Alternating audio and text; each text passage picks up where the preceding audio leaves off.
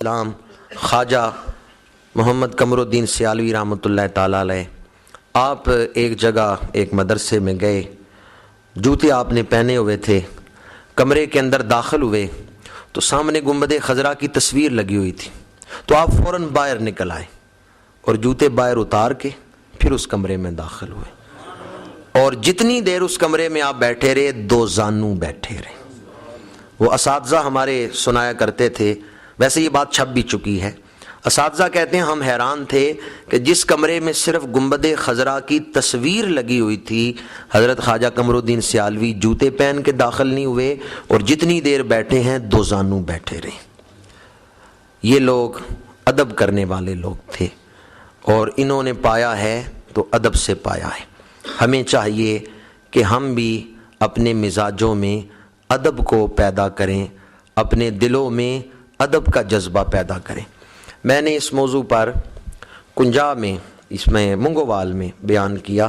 وہاں بھی درس قرآن ہوتا ہے۔ تو کچھ دنوں کے بعد مجھے ایک دوست نے وہاں سے فون کیا، ان کا جی ہمارے یہاں ایک جوان نے ریڑھی بنائی ہے اور ریڑھی کے اوپر اس نے ٹیپ لگائی ہے، اور ٹیپ میں یہ کیسٹ وہ چلاتا ہے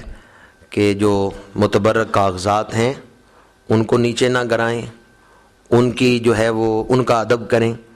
اور ہفتے میں ایک دن وہ جوان ریڑھی لے کے بازاروں میں گھومتا ہے اور متبرک کاغذات اکٹھے کرتا ہے۔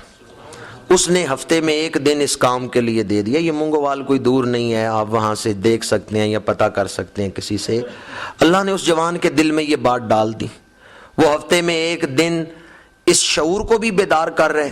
جن سڑکوں سے گلیوں سے وہ گزرتا ہے تو ٹیپ میں یہی آواز اس کی اپنی آواز میں ہی ہے کہ وہ اس بات کا اعلان کرتا پھر رہا ہے کہ جو قومیں اللہ اور اس کے رسول کا ادب نہیں کرتی وہ اس کی رحمت کے حقدار نہیں ہوتی۔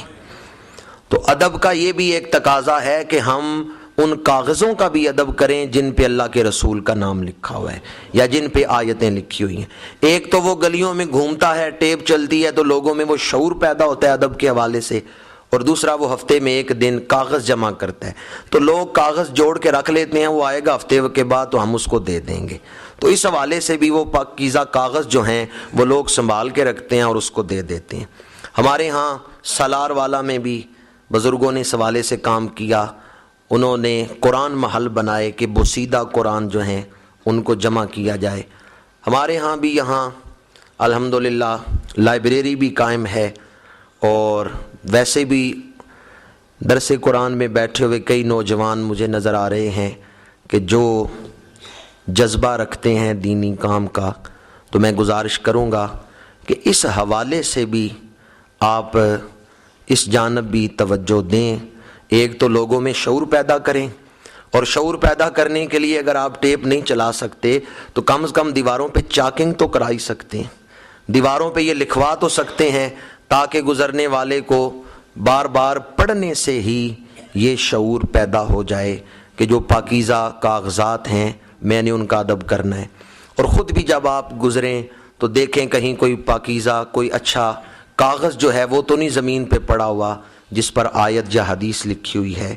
تو اگر اس جانب توجہ دیں گے تو جو ہمارے معاشرے میں کمزوری ہے، خامی ہے، اس پر قابو پایا جا سکتا ہے۔ اللہ تعالی ہمیں عمل کی توفیق عطا فرمائے۔ وما علینا الا البلاغ۔